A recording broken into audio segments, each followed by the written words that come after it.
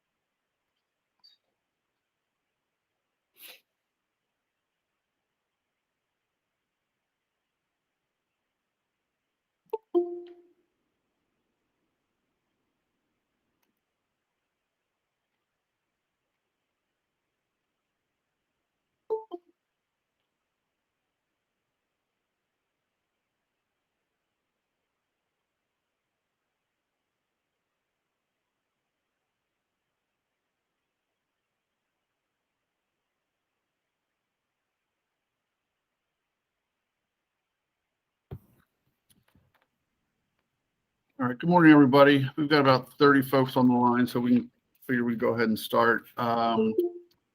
We are recording this meeting. Just a couple things before we start. There was one thing Dylan brought up last meeting. He had indicated that he wanted to maybe revisit low income, a low income issue or that topic. So assuming we have time, you may just want to start compiling a list of items that we may need to hit again, assuming we have time towards the end, we can squeeze in a meeting. But just wanted to throw that out there now. No timetable on that, but just something to keep in mind. Also, our next meeting, right now it's set for November 30th. I realize it's a Tuesday, and I think when I first started these meetings, it made sense to keep for that, following the holidays. I'm also happy to move it to Thursday, if that's better for everyone. Does anyone care if we meet on a Tuesday, November 30th for our next meeting?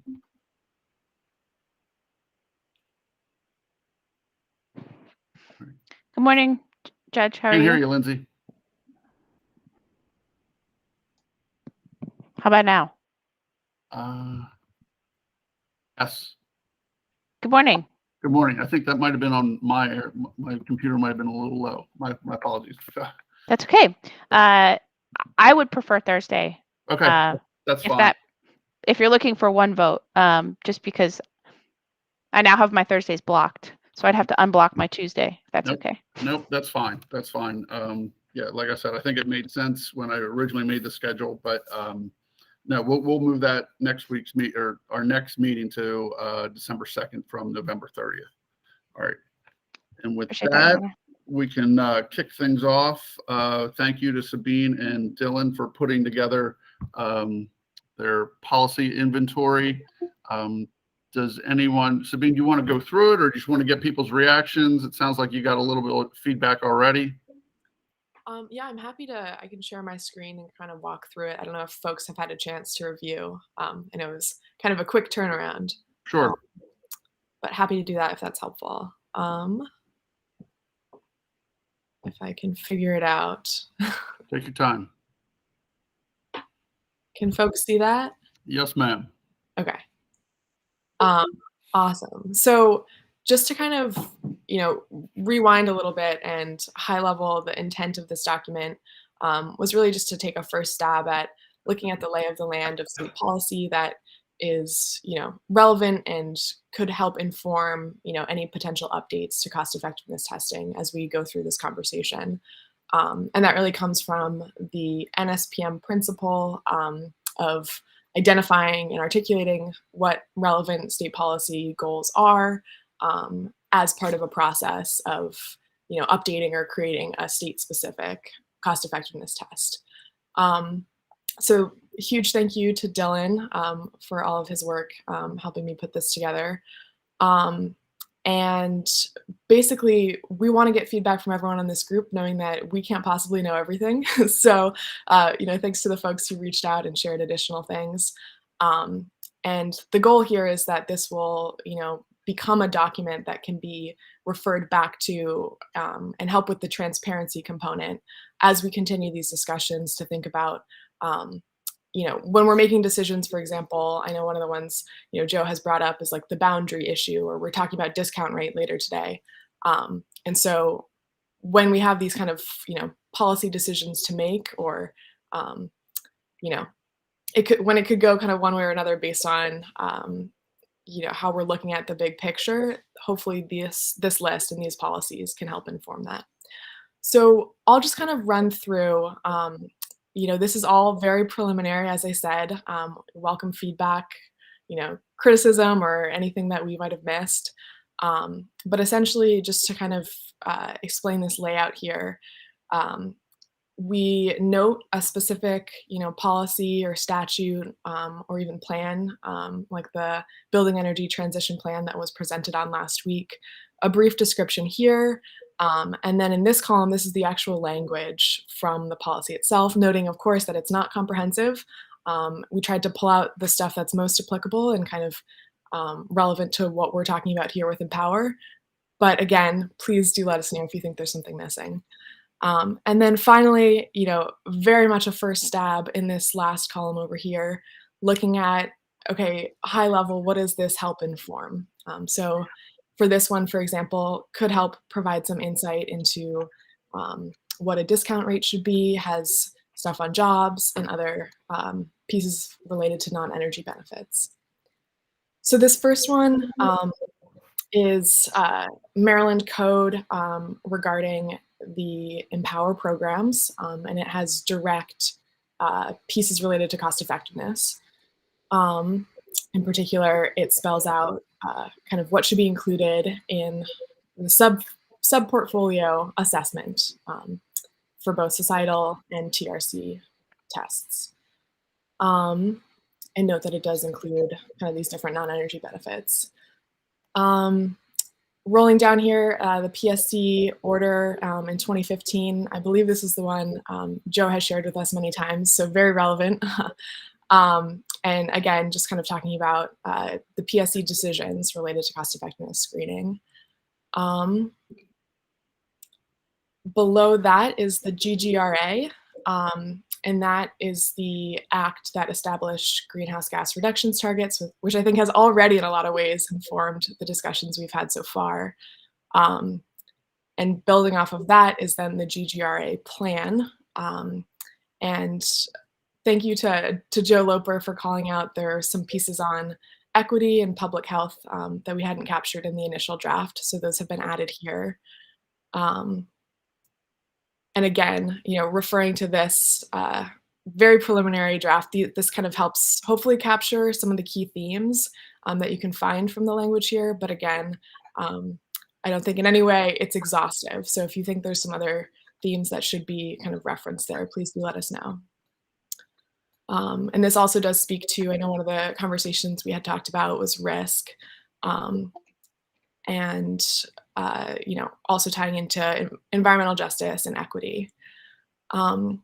Below this is the MCCC approved Building Energy Transition Plan, which was just posted on their website actually yesterday afternoon. So that's been added in here. And really just pulling out the key recommendations that Mark actually presented on last week that are most directly relevant to Empower. So that is, the retrofit program, the building emission standard, and then also the utility transition plans. This is a new law that actually went into effect last month. basically requiring the PSC to consider climate change and also labor in all of their decisions. So we think that's definitely key in terms of shaping cost effectiveness moving forward and just any other decision in front of the PSC. So all of the ones I just named were policies that we thought were, definitely directly relevant. Again, just our judgment call. So please, provide additional feedback or, input if you think otherwise. And below, starting in this next category, these are policies that we think likely would be relevant, but it might be kind of at a more high level compared to the policies above. So the first one I'll call out here is the Clean Energy Jobs Act. That is the law that most recently upped the renewable portfolio standard in the state. And it also had some other provisions related to apprenticeships and jobs training.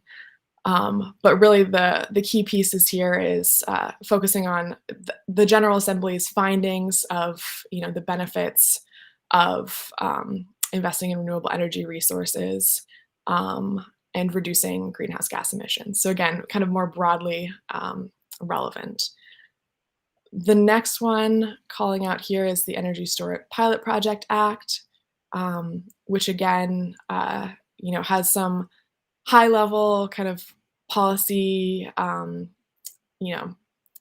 positions, if you will, and like set certain kind of insights in terms of what current state policy is and priorities are around, increasing reliability and resilience, just highlighting some of the things here, again, reducing greenhouse gas emissions, etc. Below that is kind of circling back to the theme of environmental justice and equity.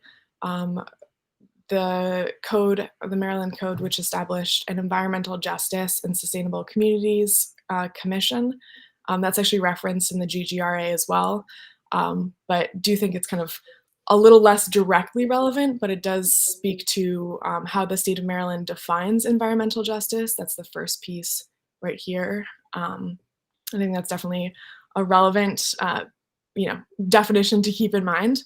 And then basically the requirement of the commission to coordinate with these other agencies, including the Commission on Climate Change, which is the one, of course, that approved that building energy transition plan.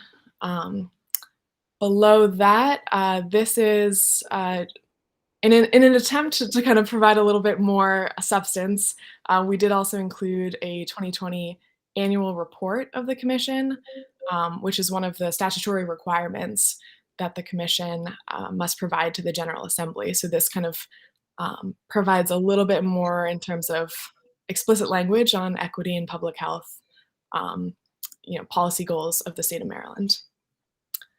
Below that is a energy savings goal for state government buildings that was established in 2020 after the governor's 2019 executive order, which essentially, sets goals for reducing energy consumption in state buildings.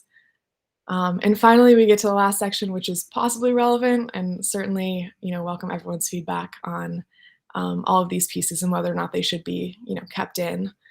The first is a state workforce plan from the State Department of Labor, speaking to state goals around, economic development, jobs training, etc.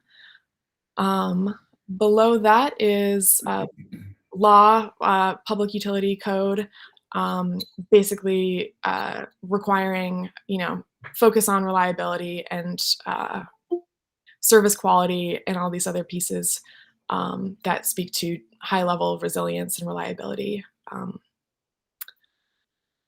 Below that is basically implementation of greenhouse gas emission reduction plans, and that they must not disproportionately impact disadvantaged communities outlined here. Another key one is produce a net economic benefit, encourage new employment opportunities, that those kind of pieces must be considered. And this ties directly into the GGRA. Below that is a recent Public Health Equity Act that was passed just this year, and essentially looks at establishing a health equity framework to do all of these different things. And in terms of, thinking about the health impacts, both public health and participant health impacts of energy efficiency, thought this could be kind of a relevant consideration. And that is the end. I guess this last page is blank.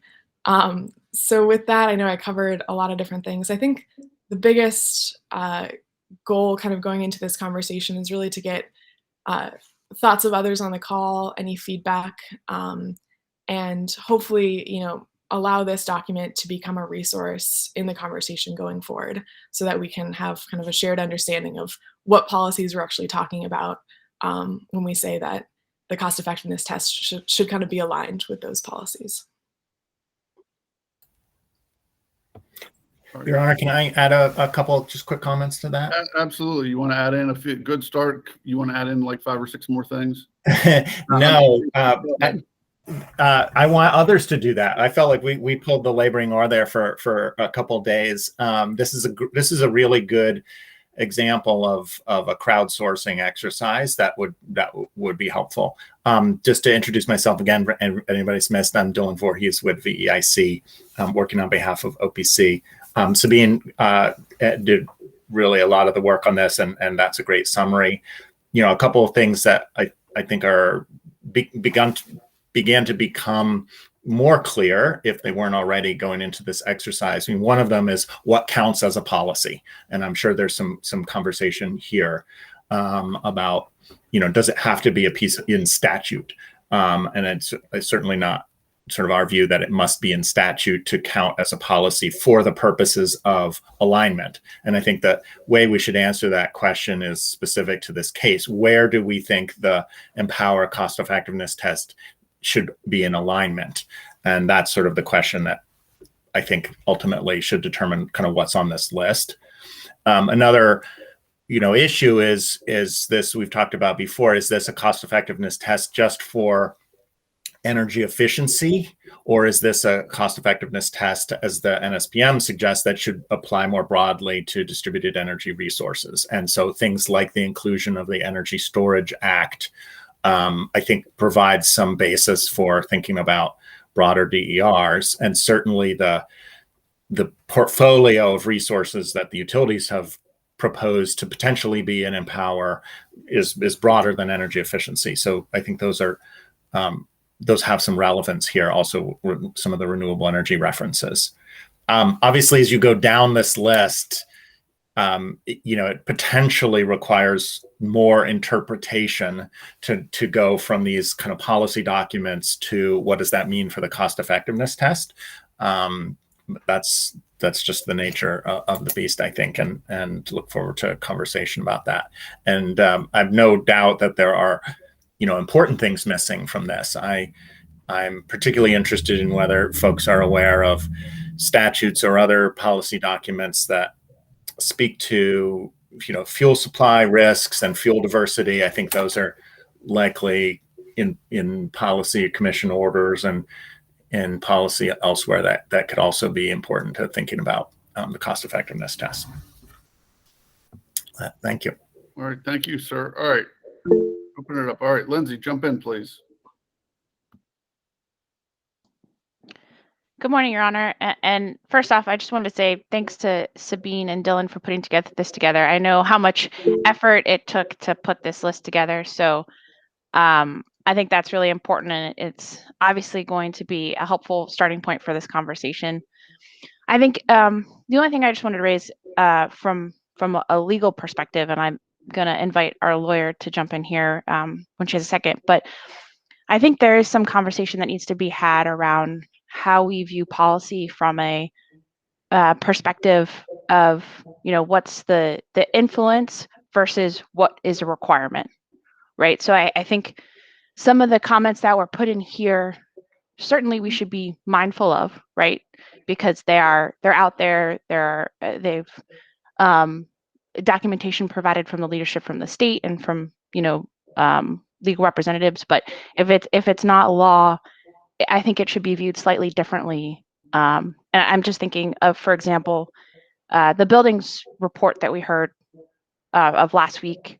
I think there's a lot of really important information in there, and I think that's certainly a guiding post, but to some degree it's not law yet. And so I think there just needs to be more discussion about how we view the difference between those two entities.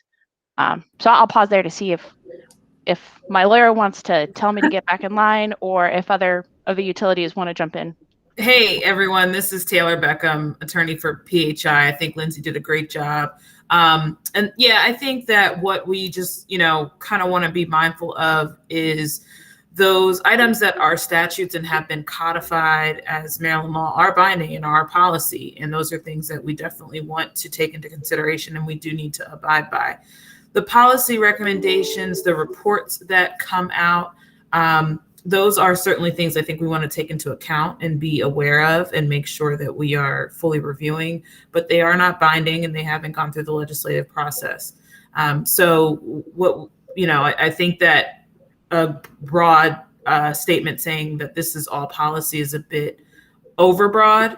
And I would also just add to what Lindsay said, because I think everything that Lindsay said is great. I think we want to just review and make sure we're all in line in terms of the levels of relevance that have been delineated in this chart. And Sabine and Dylan, I think you guys did an excellent job. Thank you again for taking the time to do this. But we want to make sure that, because, relevance and the level of relevance may be a bit subjective. So maybe we want to make sure that we're all in line and understanding of what we do believe is mostly relevant, partly relevant, and not as relevant. Thank you, guys. All right, thank you. Before we move on, Dylan or Sabine, you guys want to respond to that, or you want to move on with further comments and questions?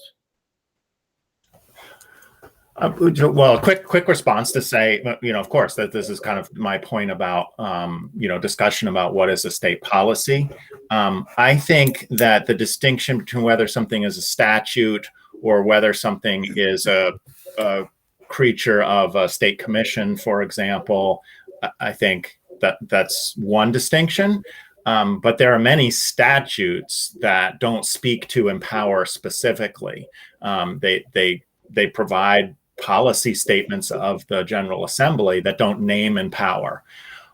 Whereas some of these other documents like the GGRA plan and the building plan, they name empower specifically. And so there's two sort of dimensions here. There's sort of the bindingness of statute versus other sort of types of documents, but there's also sort of direct, sort of explicit relevance to empower. And I think we want to think about both of those, because I think some of these health laws are potentially relevant, but they of course don't name empower. They don't say empower should count these health benefits in certain ways, but they're statements of policy that are in statute.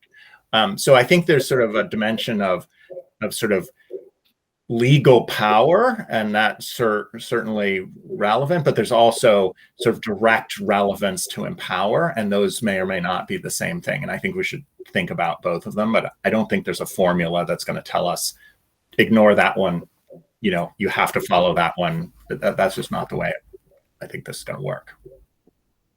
We could wish that it was that clear, but I just don't think that's the case. All right, thank you, sir. All right, we've got Dan and then Dr. Kowalczyk.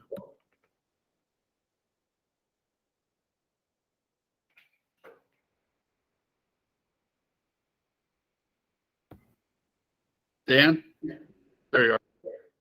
I'm unmuted. Sorry, I clicked the camera button, not the microphone button. So again, this is Dan Harley, Commission staff. Just a couple of comments. Really appreciate the work put in by Sabine and Dylan on this. It's a very good start. One comment is, I think I would move the RPS that's in the kind of the second bucket into the first bucket. And I think one of the main reasons for that would be the recent legislation enacted a carve out for for geothermal heat pumps. There's now a carve out in the RPS statute for geothermal heat pumps. So I think it's going to be more relevant to empower with our potential incentives for that kind of a program measure. Another comment, I guess, if we're really compiling a kind of a fuller list, we could add the community solar pilot as something down at the third bucket. We're talking, that's a pilot that's already underway. It's in progress, but it does have the limited income carve out that these have to serve limited income communities. So it could talk to equity. I think the state is in I want to call it a compact for electric vehicles. Like 325,000 or 500,000 electric vehicles by I have to check the dates. It's like 2023 or 2024 is that's a goal that we're part of this interstate compact. And I guess we could also maybe want to add some information on the electric vehicle pilot as well. And I guess, and the other comment is on the building, the Better Buildings report.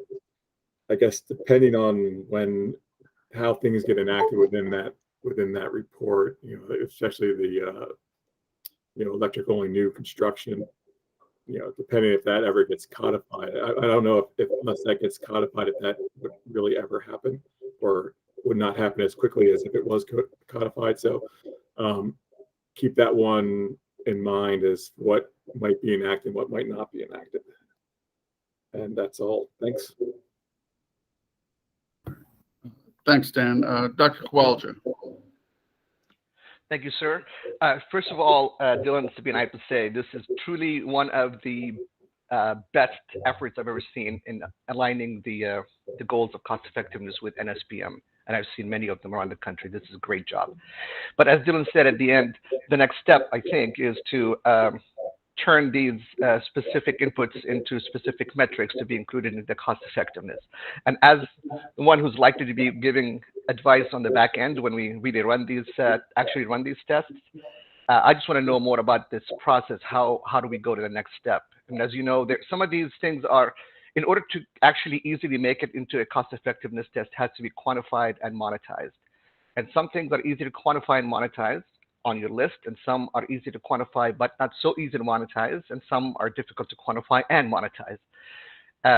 With that in mind, I mean, the only question I really have, first is compliment, it's a great job, but then the next step is, what's the next step? How do we turn these to specific metrics that go into the tests? Dylan's job, right? Dylan is going to do it.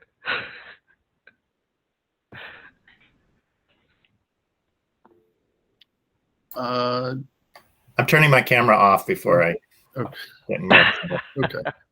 All right. I guess that's a rhetorical question, Dr. Kowalczyk. Julie, you have your hand up. Sure. I thought I would respond to Sammy's question because it's a good one. And I also, commend Sabine and Dylan for taking this cut at the policies. And I can share a little bit with the group on, how we've seen this work in other jurisdictions, because I think, PHI raised a good point that, there is a need to look at the legal, the commission really needs to look at the range of documents. I think Dan provided some feedback here, and check on, review the legal jurisdiction that the commission has in implementing these policies. There is some guidance in the NSPM on cases, if there is not a direct link, a very clear link to the relevance of a policy, perhaps there's some interpretation, broad or narrow interpretation, that needs to be made in terms of the relevance of a policy to, let's say, just efficiency versus more broadly to DERs. So there's some probably legal analysis that's needed there if folks disagree in a particular area. And then to Sammy's point about where do you go from here, again, there's guidance in the NSPM on the reality of some impacts, there is a clear way to develop monetized values. In some cases, certain impacts may be quantifiable, but not monetizable or shouldn't be monetized and incorporated into a BC ratio.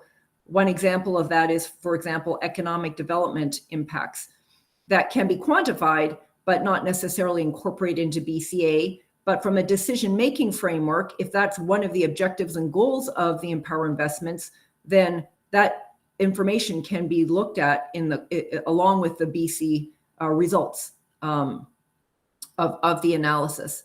And then furthermore, there may be some impacts that are more qualitative in nature, but they're still relevant. And again, this is where, there's more of an art than science to the decision-making framework, is a consideration of how is that considered. And maybe, where a BC ratio or a program may be marginally cost effective, how do you look at some of these other qualitative impacts to say, well, is this a worthwhile investment vis-a-vis our goals? So that's where the process, I think, gets, is not as cut and dry. The review decision-making process may be not just cut and dry and looking at the benefit cost ratio coming out of an analysis, but some of these other metric considerations that may be, again, qualitative or quantitative, but not monetized. And of course, then there's decisions that the group will need to make about where there are gaps in data. Is that primary research that's done and funding spent to research certain impacts, or perhaps there is an intent to do that down the road, but in the interim, there's a proxy variable, a percent adder, for example, that's used to account for that impact. There's different ways that the impacts can be accounted for. And then I'll just say lastly that this is where secondary tests can come in as well, where certain impacts might be considered in the context of secondary tests. I hope that's helpful, Sammy. Absolutely, Julie. Thank you. All right. I'm Thank you. really mostly concerned about just the process. So is this the group that's going to make those decisions, adding a column, what the metric is and how it's incorporated, or is this going to happen outside of this group? Just my 2 cents is, I think if we're trying to create, where Empower should go, 2024 and beyond, we should be at least looking at what policies are guiding the recommendations we're making to the commission. Aaron, but that's just my 2 cents. Can't hear you.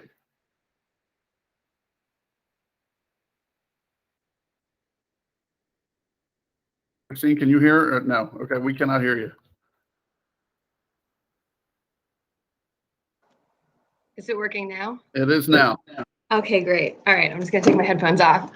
So I am going to hesitantly volunteer to maybe help out with this. My thinking, and I'd love to hear if others' thinking is along this line, is that this chart might inform the non-energy benefits discussion that we're having. I forgot if I didn't introduce myself. I'm Erin Cosgrove. I'm with the Northeast Energy Efficiency Partnerships. And we've actually done a lot of research on non-energy benefits, looking at what happens in other states. So if we did maybe want to go the route of having the discussion here, Sabine and I can help out with maybe making that next column and taking a look at what metrics exist, what don't exist, and then we can have another discussion about if we're including them in our test and at what level. So I just wanted to throw that out there for others to react to. Thanks, Aaron. And Dr. Kowalczyk, just if this is going to be just decided outside this group, I've got no control over that or how that would go. I would assume we'd address the policies now, but if you guys want to talk about it outside this group, I'm sure you guys could all get together and do that. But yep. All right. Yes, Taylor. Hi, everyone, and apologies. I have my camera on now. I didn't put my camera on before. I, again, just wanted to and I don't know if my camera's working, but oh, there we go.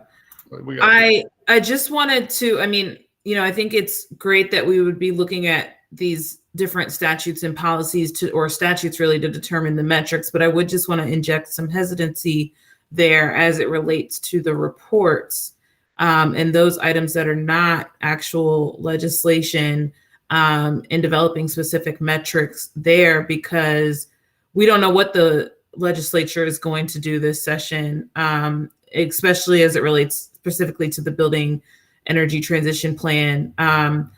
So we developing a metric there and then say the legislature just completely disregards the report. We don't want to create metrics or different items that we're bound to. And not saying that we would be bound to them, but I just want to put a pin there, or asterisk on those items that are not actually legislation. Thank you, ma'am. Dylan.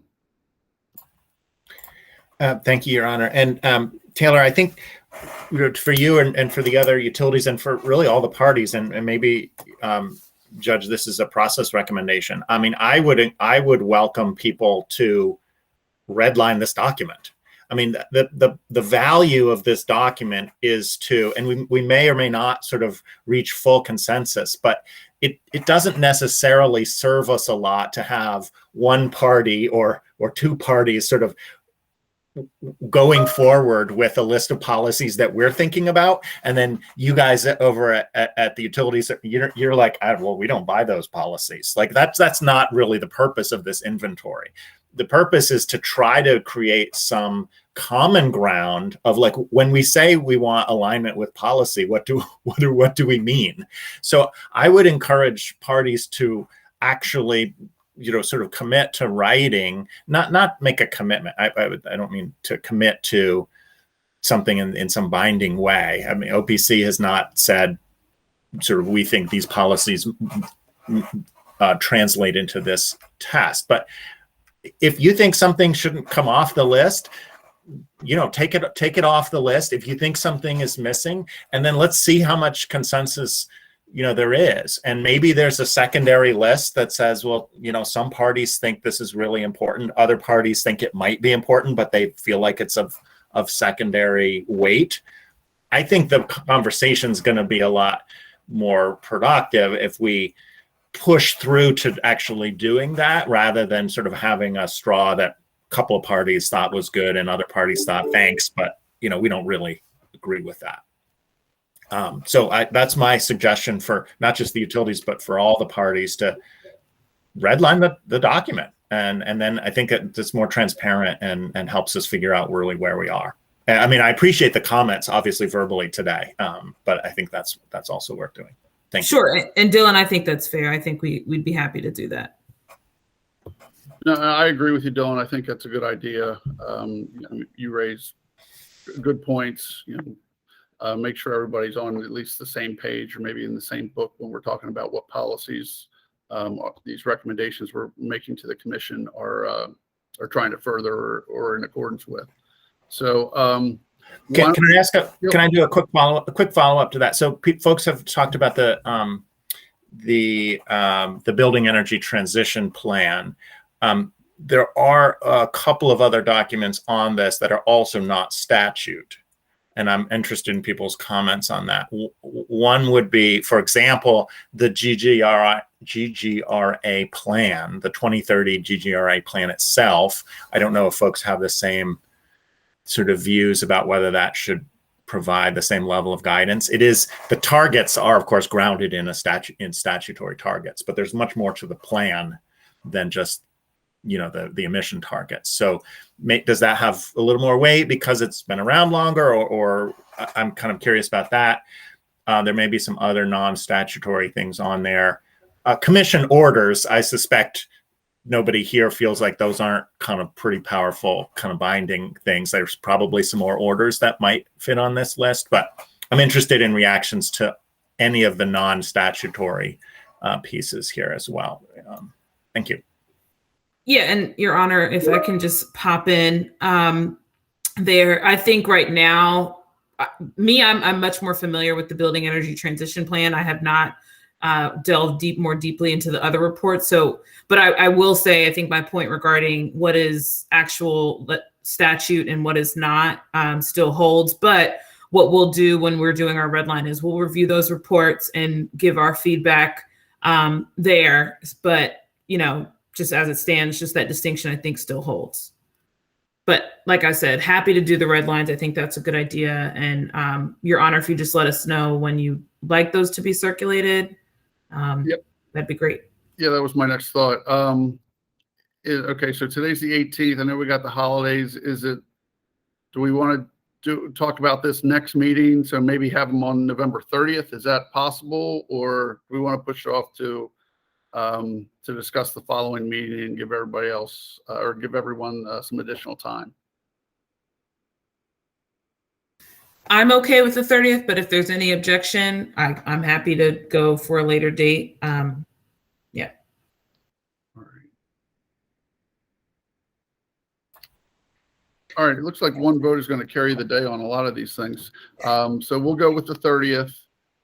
If you could just circulate your red lines, what you like, what you don't like, what should be added, deleted, whatever kind of weight you'd like to think something should be given. Circulate those by the 30th, and we can start talking on December 2nd. We'll kick off the meeting kind of like we did today, and then we'll transition into cost effectiveness with Joe. All right. So does anybody have any questions before we move on?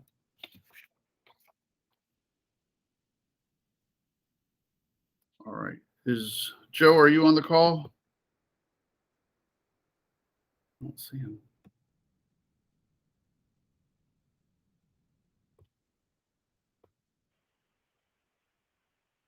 Dan, did you know if Joe's planning on joining us? Yeah, Joe is I'm here. Oh, there you are, sir.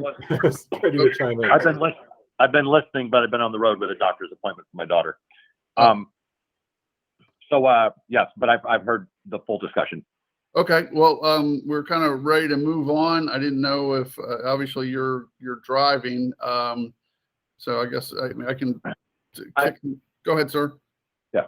Well, no, I think the next questions were just which is everybody agreeing on a societal primary test and those questions. I don't know if they can be answered yet, but those seem like from what I'd been hearing in conversations previously, there were some things that were the straw person that we distributed last week that were possibly you could get to agreement on. So you don't have to, we can at least check those off the list. Right. I know we were talking about trying to address items 1 through 6. So I'll just kind of read off. Number 1 was, again, these are Joe's high level recommendations in his straw position.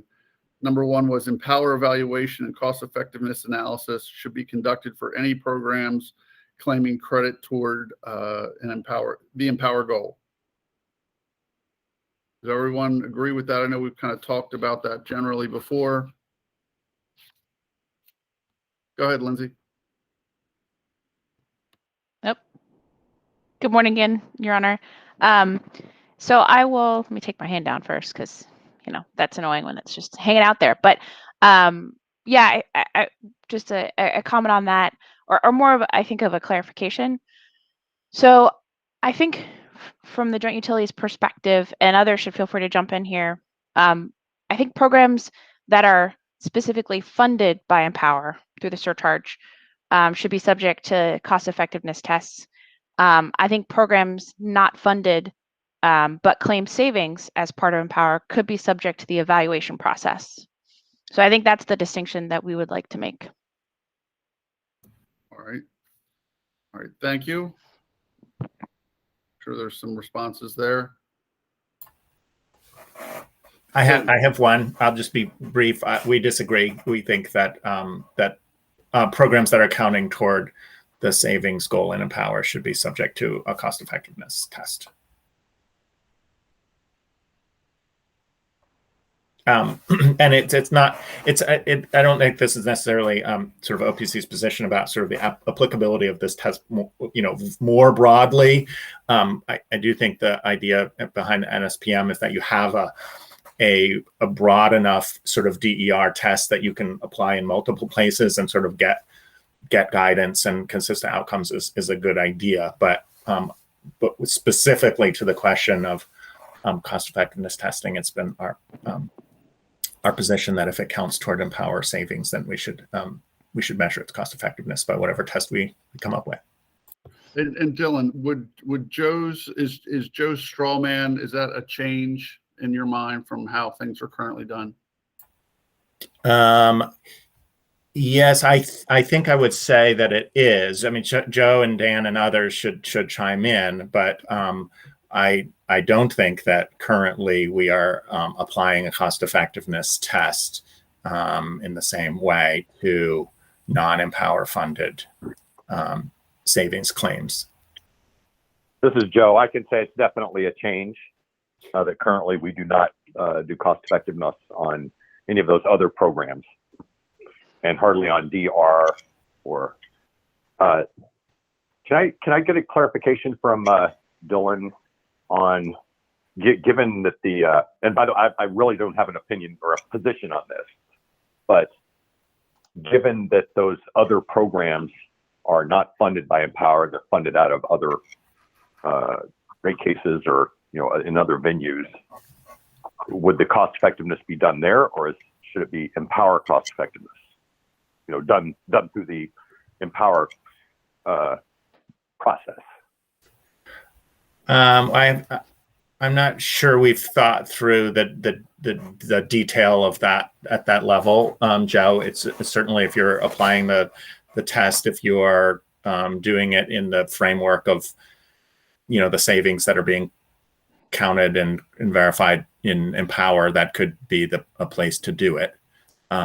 This is something back many months ago, we OPC expressed sort of at some length concerns about what happens when you have savings counting toward Empower, but they're not actually regulated by the commission in the Empower docket. You get a decision over here in one proceeding that says, yeah, that sounds like a good idea. Smart, efficient transformers. Yeah, okay, you can rate base that. But then it doesn't necessarily get a measure. I think the utility sort of acknowledged this is not sort of measured in the same way. And then over on the Empower side, you get sort of the claims of savings, and they're not subject to the same sort of M&V and cost effectiveness scrutiny, because, well, don't worry about that. They're not funded by Empower. And so you get this sort of things fall between the cracks in terms of transparent measurement, verification, and cost effectiveness. And we sort of, I don't know, we lost that, but we have agreed that there can be some non-Empower funded savings, and that was sort of the consensus agreement. That goal agreement that the utilities and OPC and others agreed to earlier in this process did have the statement, and I think, Lindsay, your comment reflects that we should apply an measurement and evaluation framework equally to all resources that count during Empower. So I do think that appears to be consensus. The question of whether or not they should be subject to a cost effectiveness test and measure is a separate question, and one we may be disagreeing on. Your Honor, do you mind if I No, please do. Jump in. Yeah. And the other utilities should feel free to jump in here too. But I think what's at issue here is that there is existing precedent for how programs have been approved and treated in other dockets, and that's the piece that we're getting at. So I think my sense of what we're trying to get to here from the future of Empower is, how do we accurately account for what we're going to do to reduce greenhouse gas reductions, or however that we decide to measure that. And so I think it'd be of critical importance that we ensure that we're counting the savings, because that's the main purpose here, right? And we want to be inclusive of all the things that we're doing across different program areas. But I think we should be respectful of the existing precedent exists in those other proceedings, because that's what's been done, and I think those have been proven to be useful. I guess I'm not sure what you mean. There's a precedent that says we shouldn't measure the cost effectiveness of those other initiatives, and I'm not sure there's a precedent that lawyers can correct me if I'm wrong. I don't know that the commission has said don't test the cost effectiveness of CVR or anything else. I don't know that that's something the commission has sort of declared. Certainly, I agree that they haven't required that. I guess the question is, we're making recommendations. Is it your recommendation that we not evaluate the cost effectiveness of those measures? It sounds like that is the position, but what's the basis for not measuring the cost effectiveness besides the commission hasn't required us to do it previously?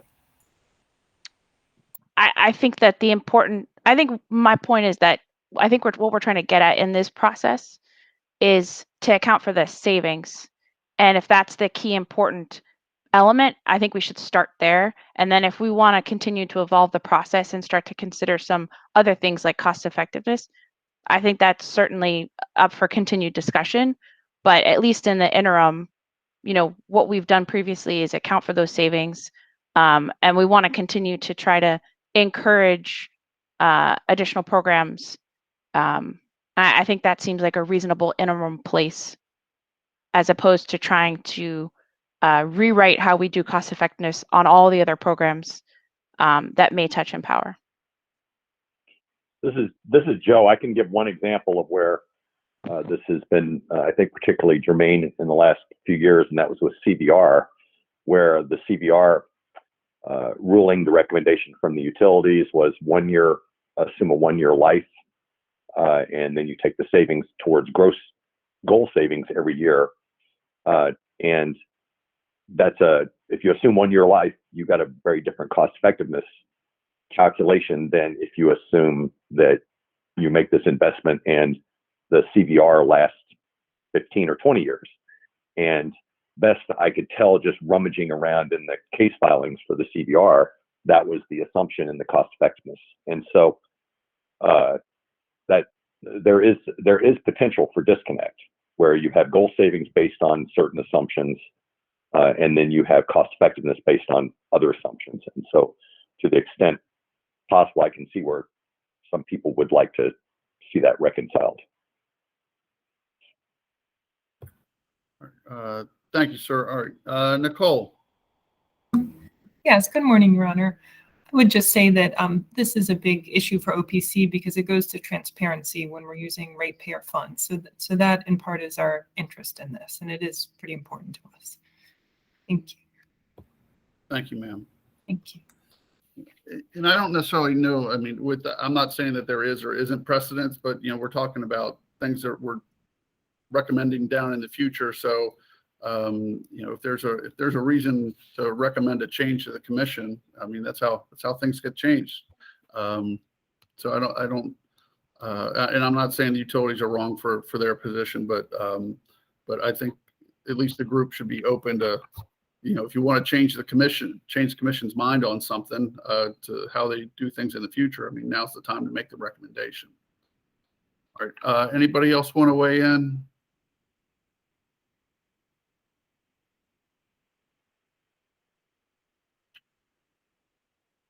All right, so we're deadlocked on that one, so we can always circle back. Number 2, there should be no cost effectiveness requirement for limited income programs, and savings should not be counted toward goal.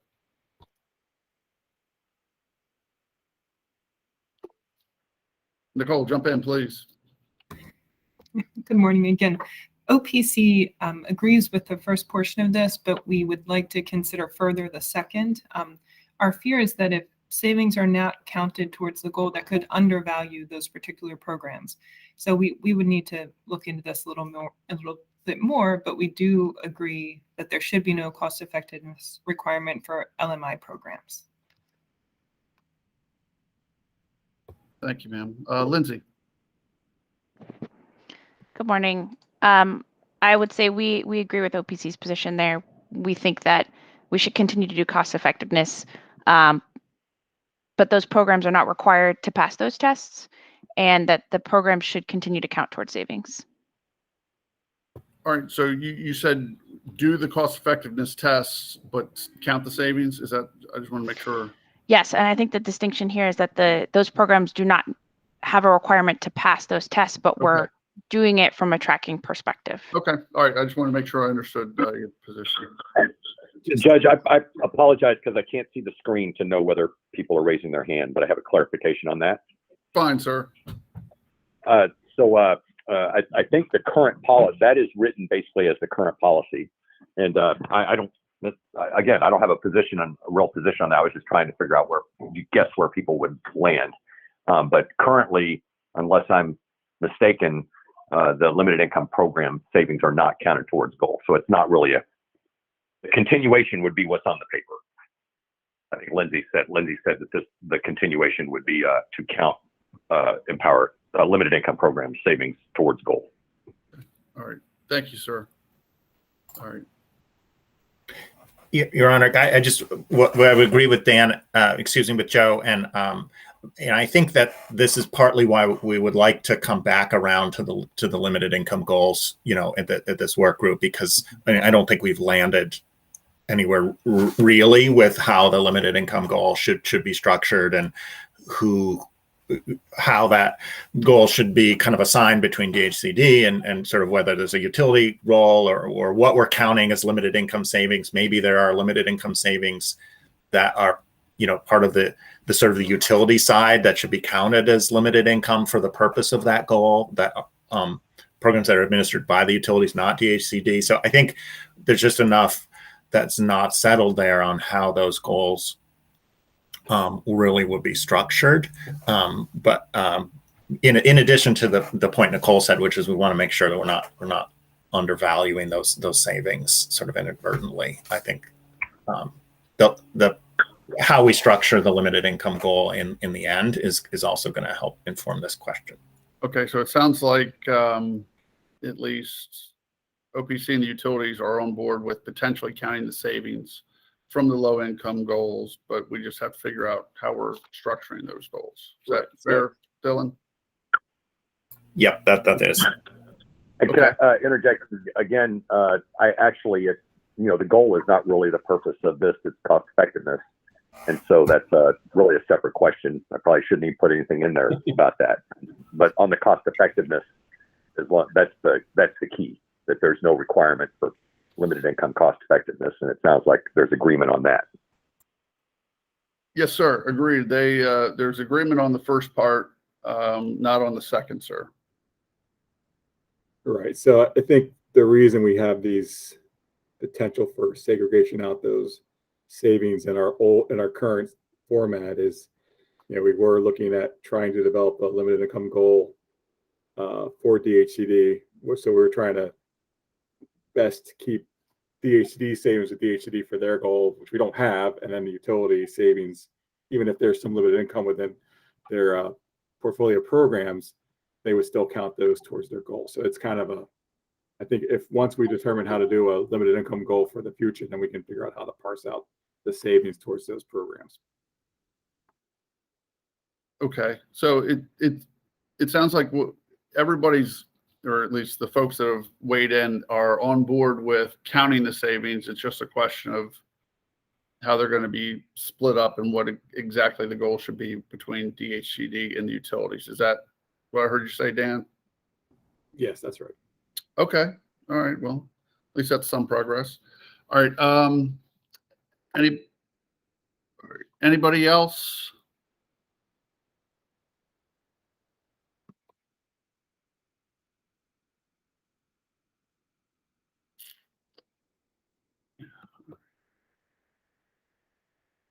All right.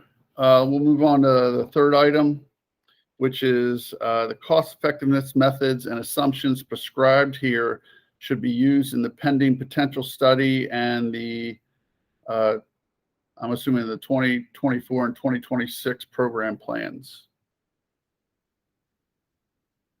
Joe had 2021 and 2023. I just subbed that in. Becca. Hi, good morning. Yes, it's Becca Harder with Potomac Edison. We agree that they should be incorporated into the MPS. The utilities, when we looked at that, we didn't sub the 21 to 23, but we feel more comfortable with that. We were going to say, those methods and assumptions, they can only be incorporated into current programming. As far as, let me step back. As far as incorporating those methods or assumptions into current programming, we were okay for informational purposes only, but not impact the ability of the utilities to execute the programs as approved. So, but if we're saying 24 and beyond, then that's null. But yeah, that was just my thought. I figured since those plans are kind of already in the works in some form or fashion, that we're just looking ahead. So, Right. Joe, did you have 2021, 2023 in there intentionally?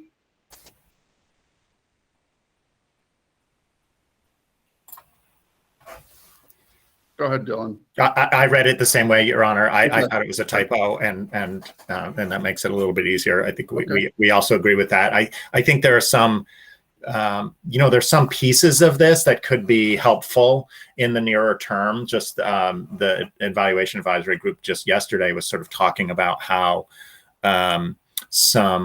we could come up with some measurement protocols for reporting on GHG in the nearer term, and that this discussion that we're having over the next couple of meetings on that could be informative to that. But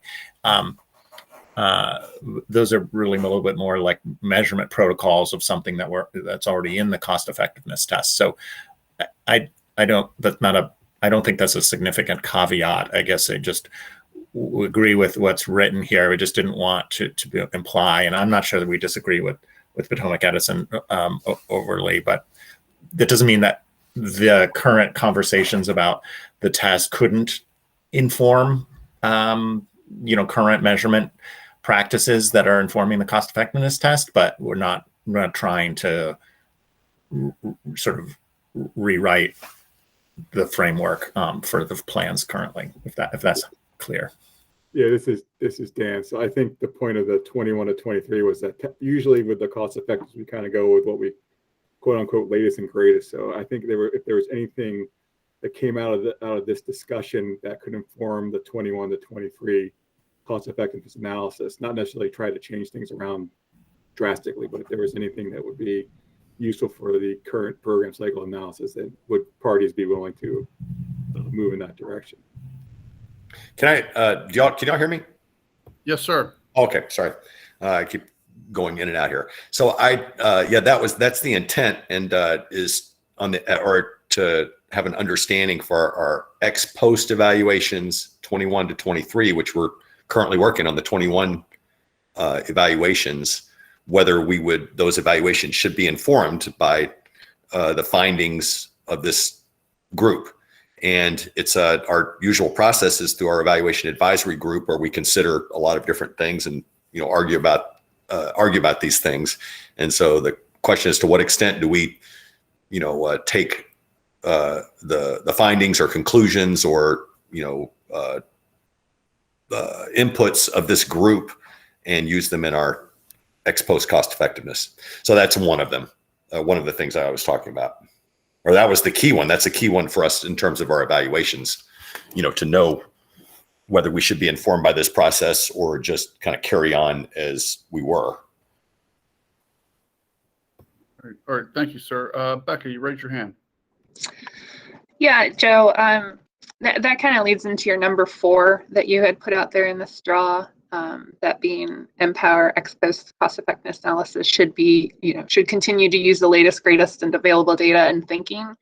And then just for, the utilities thought on that, we agree that any material changes to the available data or thinking methodology versus what was used and approved for the programs should be identified, and the analysis could provide the impact of that change. But as far as the utilities, we should be held harmless for any changes that from that which has already been approved for this cycle. Okay. And so it sounds like for at least for this cycle, we're talking sensitivities or something like that, might be done on some of these parameters. And by the way, I can't imagine that you're going to be harmed by any of these findings in terms of cost effectiveness. My guess is anyway that the cost effectiveness will get better, not worse. But point taken. Can I ask a question just for Becca or for Joe?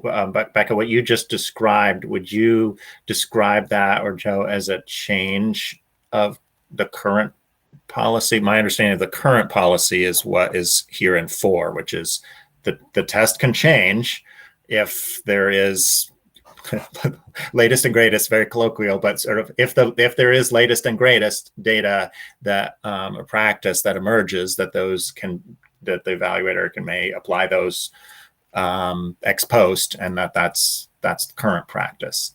So is that correct? And are you asking for something different, or is it just a little bit about sort of? Yeah, can I qualify that a little, Dylan? That the latest greatest is it's subjective. It's like you are dealing with a lot of what policies matter and what doesn't, and so the EAG has to make those kind of decisions all the time.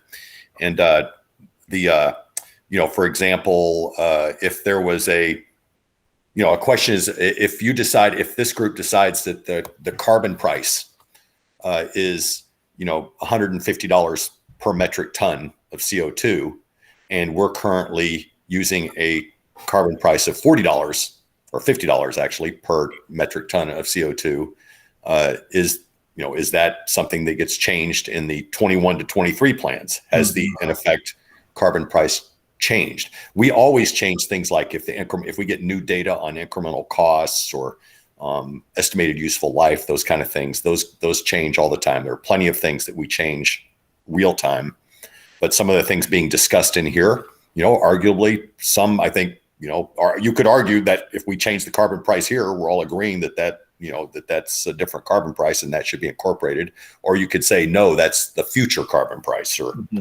right.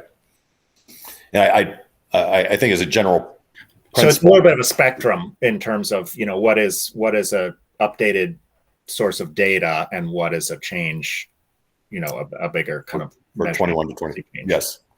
I mean, it always all this stuff gets discussed in the evaluation advisory group, right? And so a lot of the people that are in this group are actually, don't generally typically participate in that. And believe me, you would not want to.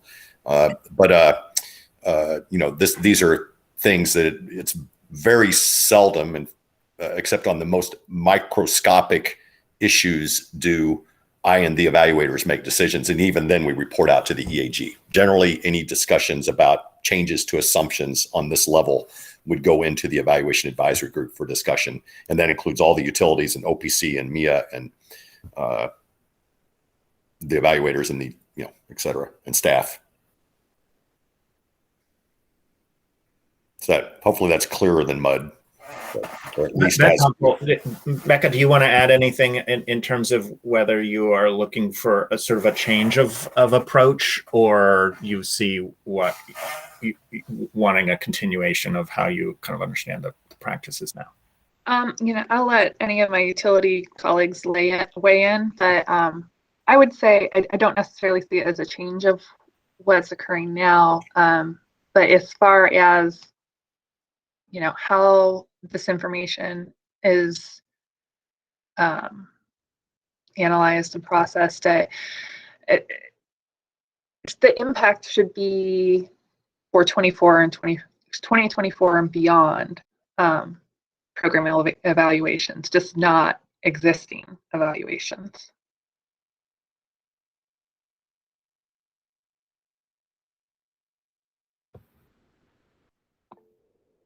Lindsay.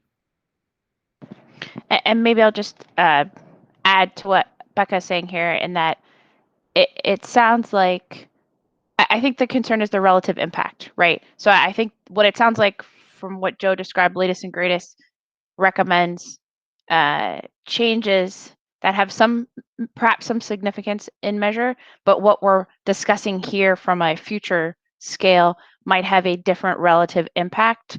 And I think that's a little bit of the concern, which is why we're calling out, preference that any, significant changes would be effective in the future. So I don't know if it's necessarily a change, but it could, it depends, I think, on the relative impact of whatever we discuss here and how that compares to what some of those latest and greatest changes have been previously. I hope that helped. Now, it sounds like we've kind of moved on to number 4. Is that fair? With the reference to the latest and greatest? Yeah, I'm sorry, Your Honor. I thought we had. No. I don't know what we did officially, but it's not okay. So everybody kind of agrees on 3, and on 4 for those folks on the phone. Joe's bullet was the Empower ex post cost effectiveness analysis should continue to use the latest and greatest available data and thinking. And then there are two sub bullets. One talking about 2021 program evaluations that are scheduled for completion in October 2022. It sounds like folks are kind of on board with the latest and greatest, but again, I think we should be focusing on 2024 and beyond rather than what's going on now. And I'm hearing that people are not on board necessarily for the latest greatest from this group to be used in the 21 to 23. And I think I think Lindsay, you're suggesting a test of what kind of level of magnitude, and that may, we've actually had, in fact, just this last year had very large magnitude changes resulting from a change in policy on estimated useful life for lighting. And that was by order of the commission. And so, and that was by order of commission because we couldn't get agreement in the EAG on that. And so then the commission, that's in a rare case where the commission ordered it. So I don't think level of magnitude is the criteria that we would want to use for deciding whether we're incorporating something from this group. But I will highlight that if given that our policy is latest greatest, and we take latest greatest information from a lot of different places, including policies and just all over the place, people come into the group proposing changes that we may, as part of this work group, need to make that decision as we go along. Okay, this is how we decided to do the GHG emissions calculations and benefit, but we're not doing that till we'll just have to decide, does that get applied now or does that get applied for 24 to 26? Anyhow, that's reasonable. It's just that would have to be done along the way, is my point. Well, again, in my thought, Joe, would be we're looking at 2024 and beyond. I mean, if there's something the commission wants to incorporate sooner than that, that's fine. But my thought is our job is to look 2024 and beyond how things should be changed, not so much now to 2023. Yep, that makes sense. Okay. So you just leave that question off the table, and we'll have to decide it in other venues. Okay, we'll get rid of that one. Yes, somebody was trying to weigh in on the phone. And then, yeah, this was Sheldon, and I was going to say pretty much exactly what you said. Sorry, I can't raise my hand because I'm on my phone, but the group that we're working in right now is going to come up with compromises for the 2024 and beyond, and anything we want to incorporate in the prior period, we can discuss in the EAG and negotiate there, but nothing should be absolute. Yeah, if I can just add, Your Honor, I don't disagree with either of those points. I think a little bit how I read this, and maybe this wasn't the intent, was that this approach should actually continue into the 2024 plan. So after 2024, we're still going to, the test is still a little bit a living document, and it's still in the next program cycle we'd sort of continue the same approach, which is if there's new information that arises, if there's new policy and practice, the EAG, there would still be, those would still be considered, and possibly there would be some changes to at that point. So I agree with the sort of separation of the current cycle, but I think this bullet could be read also to suggest that approach would continue into the second cycle, and we would agree with that. Right. Okay. I think that's kind of how I understood it as well. Joe, is that fair to say that you just kind of keep the current practice going? That's yeah, that's fine. Well, it's up to the group, but Sure, but that was the question. intent. Yes, that's Okay. right. All right. Excellent. All right. Does anybody disagree, want to change how, or want to recommend a change how things are currently being processed? By the way, I just want to emphasize this is an important question for 24-27 or 24-26 as well, because things get changed along the way. If you look at Order 87082, the commission had specific numbers for non-energy benefits and air emissions benefits in that order, and all of those have been adjusted over time as new information has come along, or different things have happened. So. All right, thanks, Joe. All right, it seems like everyone's on board with number 4 and keeping things the same, using the latest and greatest as things progress. Nobody else is raising their hand. All right, number 5, the societal cost test applied at the sector level should be the primary test used for screening portfolios. Somebody, all right. Other cost effectiveness tests should be reported as well, including the participant cost test, program administrator cost test, and the rate impact measure, which is the RIM. The RIM test should align with the RIM design used for other DERs, such as electric vehicles.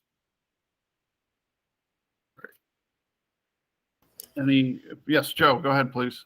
Judge, I would suggest merging that with another, the bullet down below or 2 down below that refers to not including the TRC. I know I'd gotten some comments saying that so at least one person I heard from wants to continue to include the TRC. And Joe, that might be me. Is that correct? I think that would be you, Sheldon. Okay, this Sheldon. We definitely agree the societal test should be the primary test. We'd like to keep the TRC as well. First of all, there's no real cost to keeping the TRC. And the value of the TRC is, one, we could see trends, where we've been, where we're going. But also the TRC is sort of a baseline and shows what additional assumptions that you're making for the societal test, how much that adds to the cost benefit. So the TRC has some value, and it's costless to keep going. And the only other comment I had, and I guess we'll just hold back on this, but we don't exactly agree with the necessarily applying the EV for the whatever, and I don't have enough background on it yet to agree to the RIM test as agreed to in the EV working group, because we have to see if that's really applicable. But that's the only concern. Thank you, sir. Nicole. Yes, we would agree that the TRC could continue to be used for tracking purposes, because then we could use it to compare to other jurisdictions. And as to the current test, we think the societal cost test is a good starting point, but we are hoping to consider some modifications to that. So we just don't want to get hung up on the exact word, because we might move beyond that. Do you have any changes in mind? I think the thought is to maybe consider some of these benefits, or maybe better align costs and benefits, have more symmetry between them, and also maybe consider some of these things that were brought up earlier today, if there's a way to actually track those things. Okay. All right. Thank you. Yeah. Can I clarify, Judge, that when I said societal cost test, that was a very generic term. I almost didn't use it. I should say really jurisdiction, Maryland specific societal cost test based on the whatever agreements we come to in this group. All right. Thank you. And this Sheldon, and when we're talking about this, I'm not sure if we're talking about changes in the structure of the societal cost test, or we're talking about things that might be included that are not currently included. But that might be a fine distinction that we have to have further discussion on. But I'd like to see what the proposals are. That's all. Okay. All right. And Nicole, did anything, Joe's clarification, did that change OPC's position at all? Or is that kind of how you understood it? That I think what he clarified is exactly what we would like. We are fine with, and Dylan, please jump in if this is not a good summary of this, but we would like it to be used as a starting point to consider changes. But I agree with what Joe said. Yeah, I think that's right. I just don't want to get bogged down with the label, as Joe said, and so I think that's the closest test in terms of how it's been applied, and whether we add more non-energy benefits or not, doesn't change the sort of the societal lens. And I'm glad, Nicole, you mentioned, the parity between symmetry between, participant costs and benefits. So, but those aren't necessarily a conflict with having a societal level lens, which is, I think, the point here, and we are agreeing with that.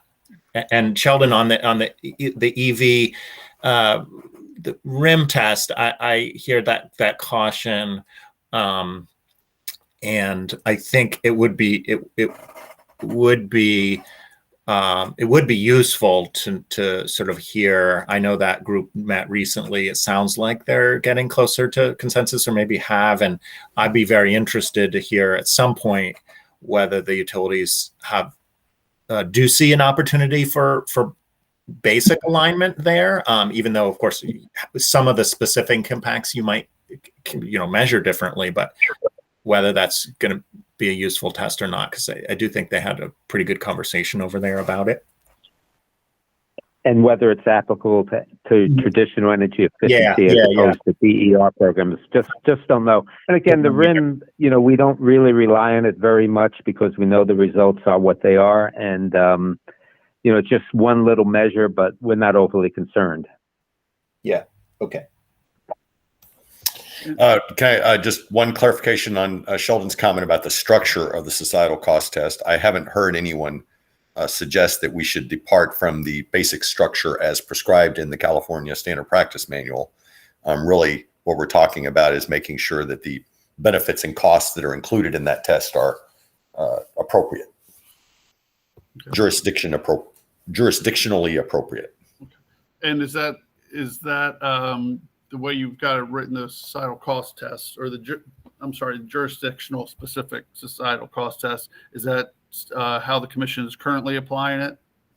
I would say we currently do have a jurisdictionally specific societal cost test because different jurisdictions do it differently. They have different discount rates, they have different emissions benefit, and that's if you include all the things that are also in the TRC, different comfort benefits, and everybody. I'm not sure any two jurisdictions really do it the same.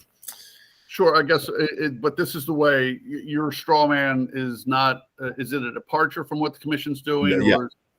I don't think so, except that the societal test is noted as the primary test here, and that's a little bit unclear. I think it is the primary test already in Order 87082, but the TRC is actually what everybody pays attention to, and so I don't think there's a change in terms of how we do how we calculate the societal cost test, or I'm not proposing any change except for the non-energy benefits and other things that people are talking about. Okay. All right. Thank you, sir. All right. And it sounds like, do the other parties agree with OPC and the utilities in terms of keeping the TRC?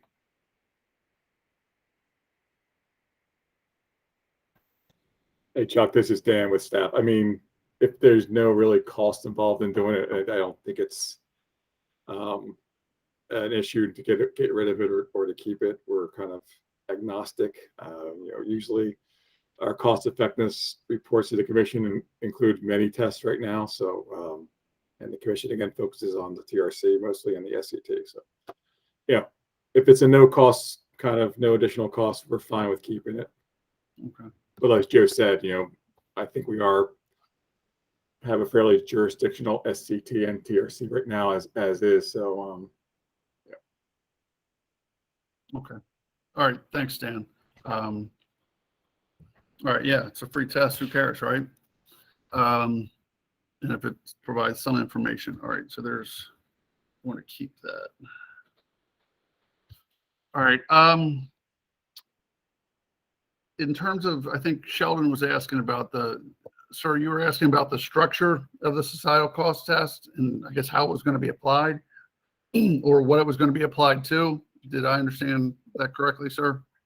Well, I was just trying to get clarification of what people meant by a Maryland jurisdictional test, and it's not changing. And now I'm understanding no one's really talking about changing the structure of the test as opposed to what inputs go into the test. And so I'm okay with that. Thank you. Awesome. Just want to make sure. All right. Anybody else want to weigh in on items 5 or 6?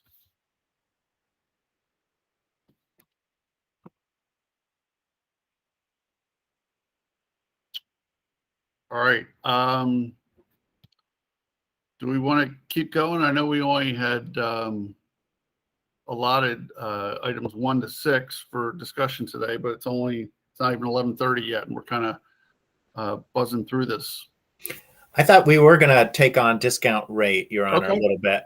Okay, great. If people have comments, maybe I was the only one that thought about that. But Yeah, you're the eager beaver. All right. Number 7, a discount rate of 1% plus the 10-year average GDP deflator rate should be used for the SCT. Other tests should use the most recent PSC approved weighted average cost of capital. So Chuck, just to chime in, so that's the only change from the current status quo would be the 1% plus the 10-year deflator. That's the other test with the weighted average cost of capital is how we use the discount rates for those other tests currently. Okay. Thanks, Dan. Appreciate that. Go ahead, Dylan. I was just going to ask Dan if you have a position on the first part. I don't want to put anybody on the spot. Where I think OPC is supportive of this. Although, can somebody clarify that the GDP deflator rate? How is that different from the consumer price index? Are those somewhat analogous? They are approximately the same, Dylan, but they're a little bit different in terms of what's included in the GDP deflator. Okay, but they're similar. Okay, but I think the last time I looked, they were both almost identical. Yep, around 2%. Yep. That could be. I haven't looked at it. I just put that recommendation in there without going and checking the latest numbers, given that we've got inflation rates of 6% or something over the last year. I don't know what the project. I don't know what that could change. So it could be, for all I know, it could be the average could be 3% now or something. Well, over 10 years. So with that clarification, I think OPC is supportive of the change in the discount rates. I'm interested in anybody's view about whether or not the participant cost test should maybe use a different discount rate. And it's not something I've looked into heavily. So I'm interested if people have views on whether or not it may be a different discount would be appropriate for the participants' point of view than the utility weighted average cost of capital.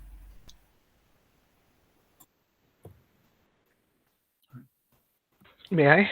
You may, sir.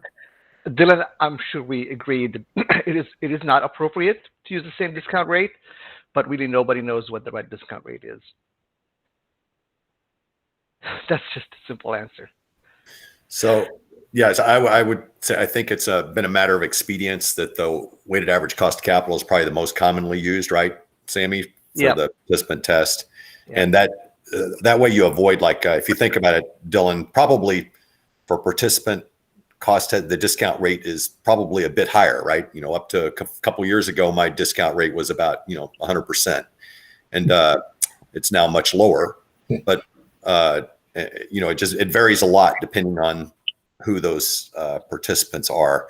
And so even if you can kind of round that out and figure out what you're going to use for a quote unquote, typical participant cost test, you still got an issue computationally, I guess, with calculating a societal cost test or a TRC, where you got participants and you got utilities and you got, different, and you got society and different players that you then have to figure out how you're going to apply multiple discount rates for those different entities or sets of entities. Right, Sammy? Yep. Absolutely. I don't think Portfolio Pro that we currently use for the Empower programs, or that Sammy's the Cadmus uses, I don't think it's really set up to run multiple discount rates. Yeah. Okay, that's helpful. I'm pretty sure that no one would argue that well, maybe people would, that the participant discount rate would be lower. Generally, it would be higher than the weighted average cost of capital, and certainly higher than a societal. Right, Sammy? Is there any? Well, is that I mean, later? Yeah, I agree overall. But if you're talking about a large industrial customer, for example, they may have that's true. Discount rate. Yeah, that's true. Those are a small portion of our portfolios. So that's helpful, and I mean, I think that sort of leaves us with the same place, which is OPC's supportive of this item. Thanks, Dylan. Anybody else, utilities want to weigh in, or anybody else?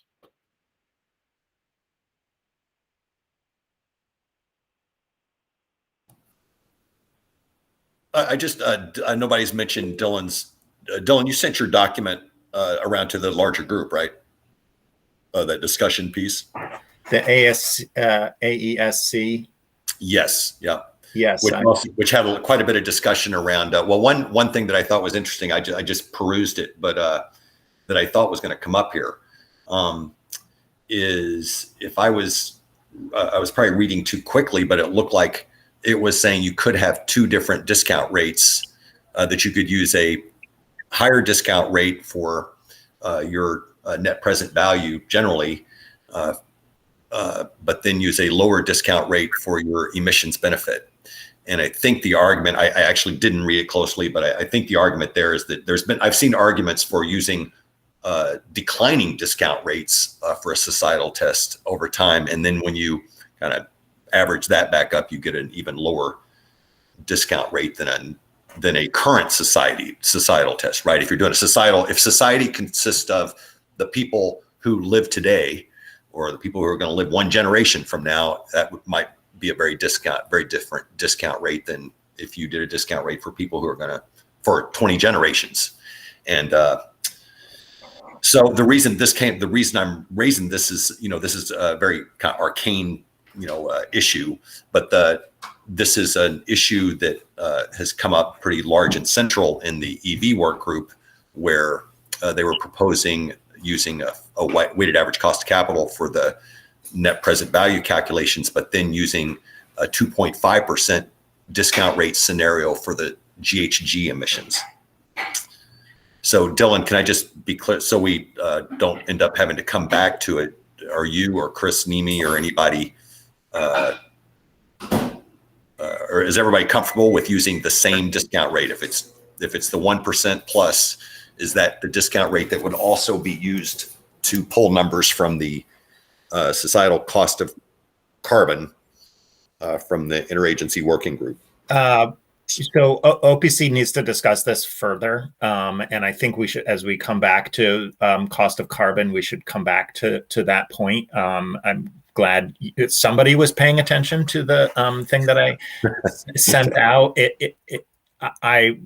I think it bears some conversation, and it may relate to how we want to approach the social cost of carbon. But we don't. I hear there's some would be more complexity to applying two discount rates. It's just not something that we've discussed, and so need to do that. Okay, is Julie Michael still on? Is this, or do you know whether your group has a position on this? I am still on, Sure. and I would venture, Joe, to say they should be consistent. But I think I would like to have Chris Nemi couldn't be with us here today, so I would like to run that by him, and maybe you can connect with him directly on this. I can say it. Take a look at that document that I sent, especially the shorter one. The 400-page one is fun, but the one that Joe's referring to is a shorter memo, and so I encourage folks to look at that. And of course, that was a recommendation for the Massachusetts program administrators. I don't know, and I'm sure we don't know yet whether or not that recommendation to use a different discount rate will be adopted. As on a final note on this specific topic, I did talk to Chris Nemi about it a couple of weeks ago, and he seemed in line with using a consistent discount rate across whatever you're using for your general test, the societal test. You should also, that's where you should pluck your numbers from the interagency working group. But I think in the EV working group meeting on whenever that was, Monday, last or Friday, whenever, that question, I came out of that meeting not so sure where people were landing on that. And Dan, you were in that, or were others in the meeting? Do you recall? And did you walk away with a different sense? I was not in that meeting, Joe. Okay. Well, that's something we can easily check with Mark Warner. I can get a quick conclusion on, but also if Julie, you just check with Chris, I think he's probably the main person who would weigh in heavily on this. Yep, I will do. Okay. Thank you all. Anybody else want to weigh in on the discount rate?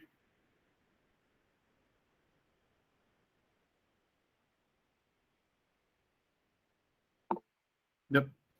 Go ahead, Lindsay. I feel like I'm back in high school and the silence is deafening. Well, I hear Sheldon. I don't know if Sheldon was going to jump in. Well, you can go first, Lindsay, unless you want me to. Oh, man. All right. I'll start. Okay. No, go ahead. Okay, I'll start and then we'll see how Sheldon lands out here because I think he's much more experienced in this regard than I am. So I think the only thing that we wanted to throw out, and it sounds like folks are kind of starting to focus in on what Joe has put out here, but I think just kind of like a general note is that, we did kind of a quick scan and felt like industry sources appear to be using a slightly higher rate, so between 2 and 5%, really more in 2 to 3. So I think there's something to be said for that with regard to what's happening elsewhere. I think that being said, it seems like there's some consensus around a lower rate, and I don't know that we would be opposed to that. But let me see if Sheldon wants to put a finer point on that element. Yeah, let's just, for now, I think we're moving in the right direction with what OPC and staff has proposed. We just need to, I don't want to commit the utilities to a final agreement to that. And we may want to, but basically, we definitely agree the current social discount rate that we're using, which is pretty much 3% plus inflation, is too high. And we think we're moving in the right direction. So we need to get back to you for a final consensus on this. I'll advertise the paper Dylan sent again, and there is some scan of what other jurisdictions are doing in this regard. And I think the general conclusion of the authors anyway was that, there's even some proposals for 0%. They didn't quite go to 0%, but they went to 1%. And that was, they're asserting that is, clearly in the realm of what other jurisdictions are doing. And to find that one, you are going to have to open up the 400 pager. But it is, as I said in my note, there's an appendix that's just got 2 or 3 pages on this toward the end. But I just want to appreciate, Sheldon, your comment, your transparency, and seems positive. Yeah, the only thing I could say 100% right now, 0% discount rate is probably too low. I'm not sure we disagree with that. I can agree with that too. And 50% is too high. We all agree on that. Absolutely. Yep. Okay. All right. Maren, you had your hand up a while ago. Did you have anything to add or question? I just wanted a little bit more detail on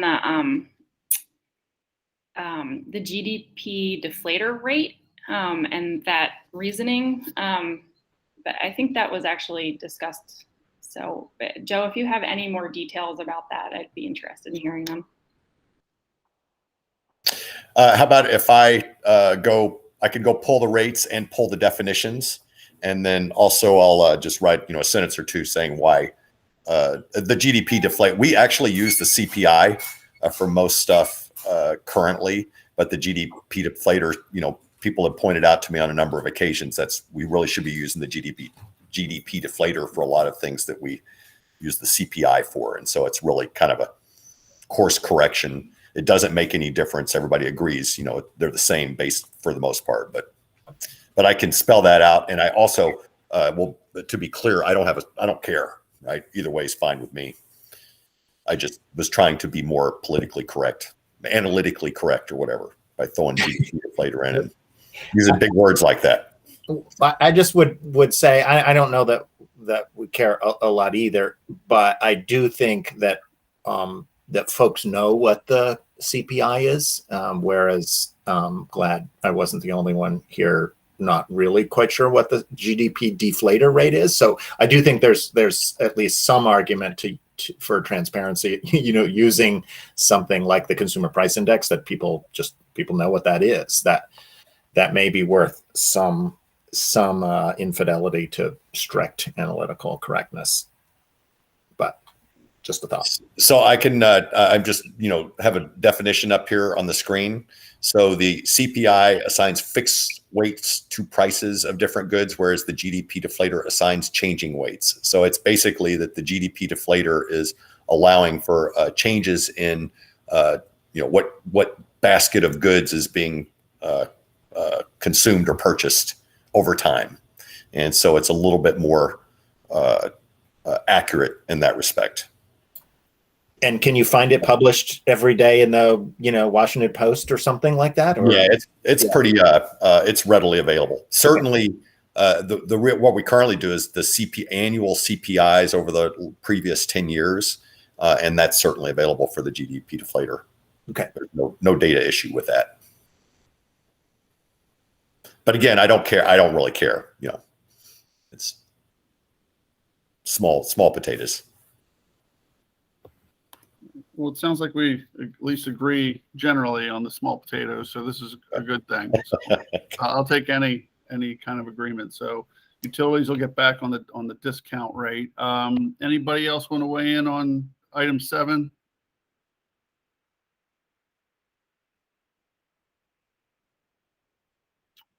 All right. Can I just have a follow-up? Please do. Adding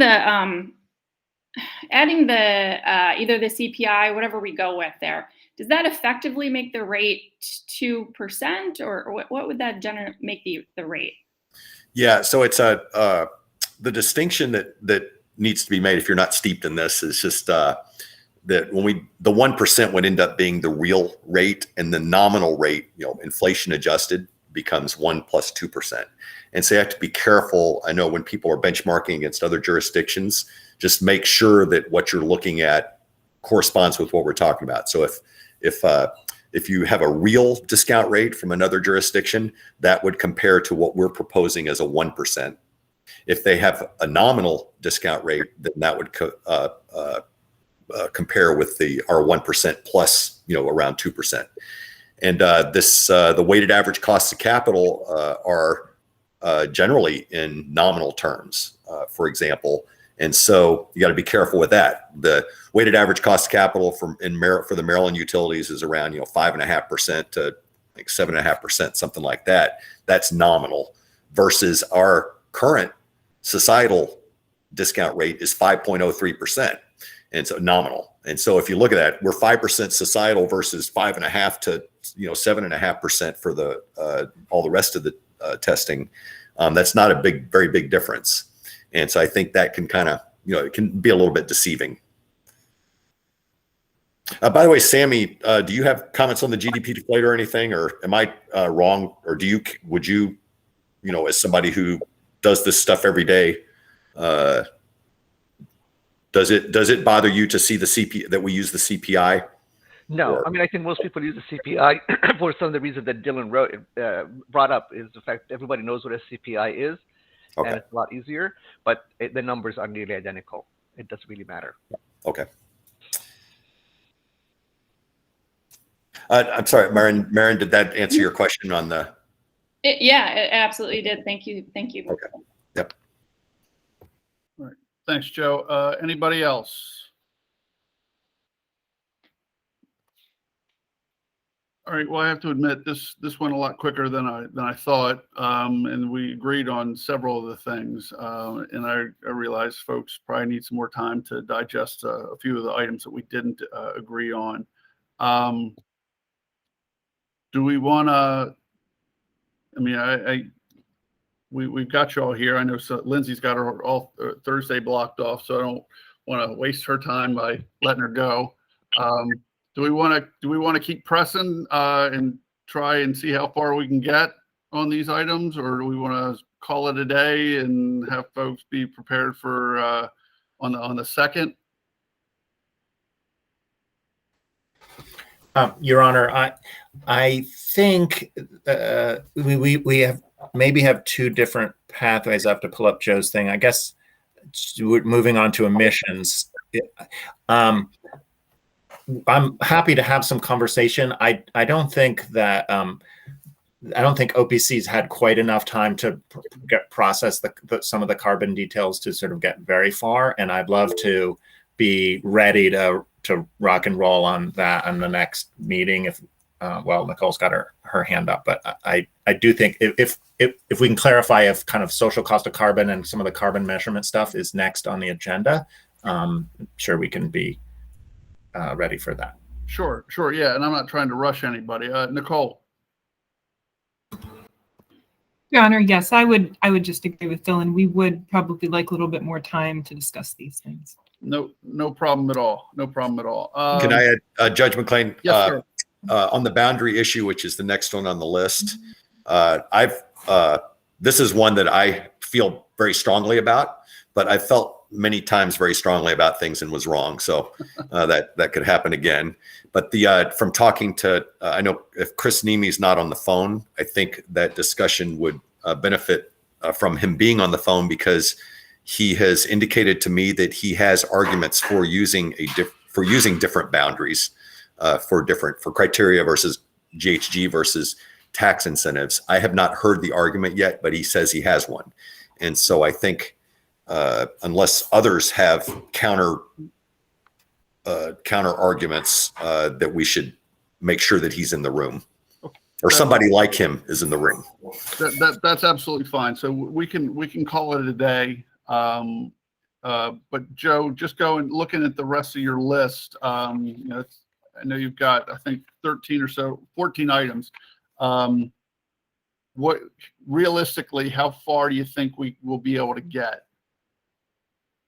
10's existing non-energy benefits, 11 is comprehensive energy, 12 is other benefits to be included. Yeah. Well, so let me, so one on the emissions benefits, I will be MD, Mark from MDE said that he saw a problem with some of the numbers that I was using, or that we were using for from MDE. Okay. And so I need to go clarify that before I send you out the group a worksheet, a spreadsheet that goes through a lot of different scenarios, because Sheldon indicated in the last meeting that they did not want to opine without seeing what happens to the numbers when you use these different scenarios. And so these are not a recommendation for, when I say scenarios, this is what happens if you assume average emissions versus marginal emissions rates. What happens if you assume PJM wide versus Maryland wide? What happens if you assume use the AVERT model and an MDE projection, and the MDE policy projection for emissions intensities versus the MDE reference case. So we have about, 15 or 20 different scenarios to provide, so people have that in front of them. Okay, so you're thinking we probably won't get beyond the emissions benefits? Well, I think it seemed, well, I think we could spend a meeting on it. I'm not trying to, like, what's a good, what should we tell people? Okay, you should be prepared to, be prepared to talk about 8 through, whatever ending number you think is realistic. I think the non-energy benefits outside the air emissions benefits, you can't really get into in the next meeting. Air emissions will take up the meeting. However, I think I said this last time, I think people need to start, getting their reports into the system so people can look at them for all these other non-energy benefits that we're going to have to consider. Okay. And, there are potentially lists for, I gave what I thought were the most likely ones that people were going to be arguing for, but, there are very long laundry lists of non-energy benefits out there that circulate, all the time that people could come with. And so I'm just proposing that people, put your reports or supporting documentation up so that we don't have to have very real high level discussions and then wait weeks to really get into the substance. All right, sounds good, Joe. So what I'm hearing is parties should be prepared to talk about items 8 and 9 on Joe's straw man proposal for for December 2nd. And we've also got feedback on BPA and OPC's draft policy workup that they did with the red line versions going to be circulated on November 30th. And like I said before, we'll kick off the meeting talking about policy and then move into emissions on Joe's straw man. Brian, did you have something, sir? No, sorry about that. Oh, it's okay. I mean, I had to jump off and join back in, so I apologize that my presence was jarring for you. I know I haven't been as vocal as I usually am. So you're fine. You turned on your camera. I thought you had something to say. So just happy to be back, Judge. Good. Happy to have you. Because I just assume when people turn their camera on, they want to talk. Your Honor, since my camera's still on, I just would love to echo Joe's point, and we will hold ourselves to it as well. I think ahead of, it sounded like I think you just said on the 9th, we'd sort of turn to the non-energy benefits. We will endeavor, and I hope others will, to share by a couple days ahead of that, any documentation that sort of supports possible non-energy benefit changes. So I really think the conversation is going to be more concrete if we have, if it's based in those. Thank you. Yeah, sure. And to the extent you plan on sharing something, try and do it no later than the 7th. That way people will have at least a full day to look at it, but in advance of the meeting on the 9th. Judge, yes, can I just remind everyone that I sent out a summary of the inputs that we already include in our analyses. And so I'm presuming those non-energy benefits, the comfort, the lamp replacement, O&M, that those would remain in, but those should be, everything I guess is on the table.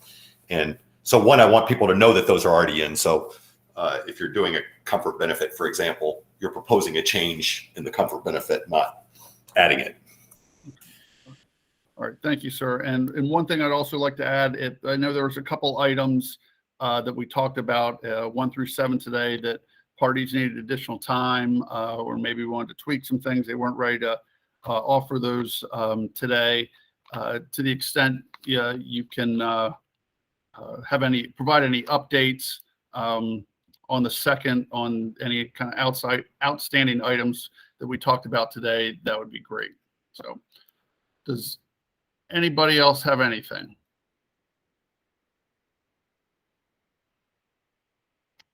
All right. Well, I hope everybody has a safe and happy Thanksgiving, and we'll see everybody on December 2nd. Thank you. Take care. Thank you. Thank you.